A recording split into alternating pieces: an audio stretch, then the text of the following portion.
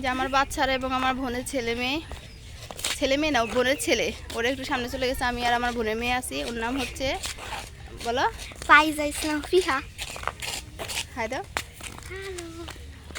এই যে আমার ছেলে এসে মাঝখান দিয়ে ঢুকলো।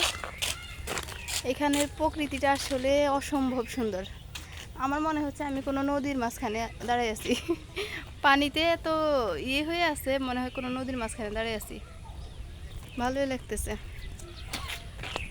প্রকৃতির মাঝে সুর ঝঙ্কার, ছন্দে ধোলা হৃদয় তাহার, শুধু তাল বাজিতে বিশ্ব নিখিলে, এসো গান শিখি সবাই মিলে।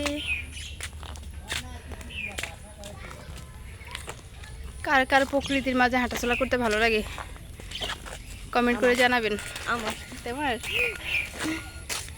ক্ষণিকের জন্য ভালো লাগে। আসলে শহরে যেমন সব কিছু হাতের কাছে পাওয়া যায়, দেশ গ্রামে হাতের কাছে পাওয়া যায় না কোনো কিছু। এই যে এখান দিয়ে মাত্র আমরা সেই কখন আসছি, একটা মাত্র সিএনজি দেখলাম এখান দিয়ে গেছে। অনেক দূরে যায় আর কি, রিক্সা সিএনজি এগুলো পাইতে হয়। বাজার অনেক দূরে, একটা প্রয়োজনীয় জিনিস আনতে গেলে অনেক দূরে যাইতে হয়, কষ্ট করে হাঁটতে হয় অনেক দূর। এটাই আর কি।